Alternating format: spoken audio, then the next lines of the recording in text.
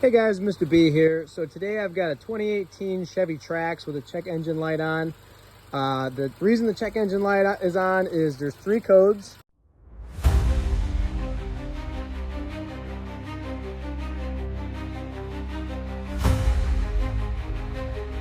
The main one that I'm going to go ahead and focus on first is the System 2 lean code. So if you ever have a vehicle where the check engine light is on and you have a lean code or a rich code, the first thing you're going to want to do is hook up a scan tool. It can be a basic code reader or a fancy scan tool, doesn't really matter as long as it tells you fuel trims. And looking at my data here, our short-term fuel trim is 21, 23. It goes up and down. The highest it'll go is 35 right now with the problem that's on the vehicle. And then long-term fuel trim is 34.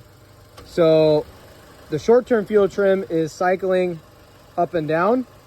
And when it does go positive, it'll go all the way up to 35. You want your fuel trims to be within 10%. So positive 10% or negative 10%. And the way that this works is if it's too far positive, the engine's computer, the vehicle's computer is compensating for a lean condition. So there's too much air getting into the engine that's not being metered. So the oxygen sensor sees that there's too much oxygen in the exhaust, and the computer now thinks that, oh, the engine's running lean. So when the fuel trim goes positive, the computer compensates for it by adding more fuel. So you get poor fuel economy, you get a check engine light, and we of course don't want that. 9 times out of 10, it's due to a vacuum leak if the fuel trims are way too far positive.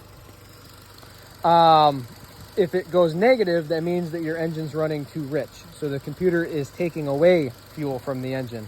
That could be a stuck open fuel injector, it could be too high a fuel pressure, maybe a bad fuel pressure regulator. This car doesn't really have that problem. So today I'm going to show you guys how to diagnose a fuel trim that's positive or a system lean code. So the first thing you're going to want to do is do a visual inspection, right? Check over all the hoses, listen for any hissing noises. I've already done a visual inspection on all these hoses. All the clamps are tight, they're not loose. I can't grab anything and wiggle it apart. So that's all good. The other thing you want to do, if you don't find anything on a visual inspection, is get some brake cleaner that's flammable. And you got to be careful with where you spray this stuff, otherwise it'll catch on fire. So avoid the exhaust pipe. But what you want to do is you just take the brake cleaner and you can spray it on the intake and all the vacuum hoses and any connections that are on the intake manifold, and see if it changes how the engine runs.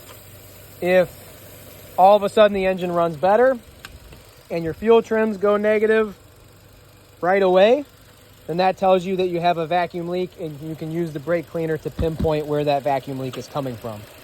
On this particular vehicle, at least under the hood, the brake cleaner trick didn't work. So the next step I took is I wanted to isolate this vacuum hose for our turbo. So I took that off, put my thumb over it, and then watched my scan tool, and it didn't change the fuel trims. The other thing I isolated was these hoses right here for the brake booster. I went ahead and took that off and put my thumb over it to isolate it, and the scan tool is reading the same readings. So I know that I don't have a vacuum leak on the intake manifold or any of the gaskets or seals, and I know that I don't have a vacuum leak on any of these hoses or any of the hoses over here. Where the problem is on this car is it has to do with the purge solenoid for the EVAP system. So that's the purge solenoid right there. And somewhere on this car, there's a vacuum leak in the EVAP line. So we also have a code for high evaporative purge flow and excessive air. So somewhere on this line going back to the gas tank, there's a leak. I'm gonna go ahead and try and find it and pinpoint where the problem is and then repair it. So what I'm gonna do is I'm gonna go ahead and disconnect this line and plug that line, and you'll be able to see the fuel trims go back to a normal range. The short-term fuel trim is what's happening right now. So I just plugged that line, which means the fuel trims are going to go a little bit negative because the computer has to compensate for what it's not used to. The long-term fuel trim, that's a picture, or paints you a picture of how that engine is running long-term or over time. That is the reading that you really want within those normal ranges. The short-term fuel trim will fluctuate up and down, but the long-term is really what you want within that 10% range. And now that I've got that line blocked off, my long-term fuel trim is finally getting down to that normal range. So that right there tells me that I've now isolated every other vacuum hose from being the problem.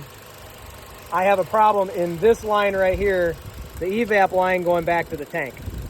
So I'm gonna go ahead and jack this up, get a look at it, and see where the problem's coming from. All right, so we didn't find any broken or loose connections on this EVAP line. What I did was I took my air nozzle with a lower pressure in my air compressor. I just let some air out and left some air in the tank. I took my rubber nozzle on the end of the air nozzle here and put it on the end of the purge solenoid. And right now there's no air coming out of that. At one point there was air coming out of it, and then I unplugged it and plugged it back in, and now it's closed. The service manual does say to replace that purge solenoid if you don't find any other issues, which at this point I haven't. So I'm gonna go ahead and replace that and see what happens. But what I did to test the lines for any leaks was I took my air nozzle on the end of the line like that, shoved some air into it, and a little bit of air into it, and didn't hear or feel any leaks. Of course, you're gonna have to have somebody help you with that part. I did disconnect this EVAP line underneath to test for any blockages. It does say in the manual to test for blockages, so I disconnected it here, and there's air coming out that line, so there's no blockages. And then I also shoved some air in this line right here, which goes into the tank for the vapors. And I can hear it going into the tank, and I can also feel a little bit of air coming out of the gas cap. Of course, it's closed right now, but I did feel a little bit of air coming out of the gas cap, and I didn't hear any leaks up above the tank. It all sounded like the air was going into the tank. So I think it's safe to say that we don't have any leaks up above the tank in any of these plastic or metal lines. So my next step, according to the service manual, is to go ahead and replace that purge solenoid. So I'm gonna do that, and we'll see what our fuel trims look like. So after replacing this purge solenoid, got the new one in there. The problem is cured. Our short-term fuel trim is within the acceptable range, and the long-term fuel trim is within the acceptable range. So in this particular vehicle, all that we had to replace was this purge solenoid. It was kind of a tricky one to figure out, but who knows, it might even be a common problem on these, because there was 2 of these in stock at the parts store. So I hope you guys found this video helpful. That is how you diagnose issues with long-term and short-term fuel trims. Please go ahead and like and subscribe. Thanks.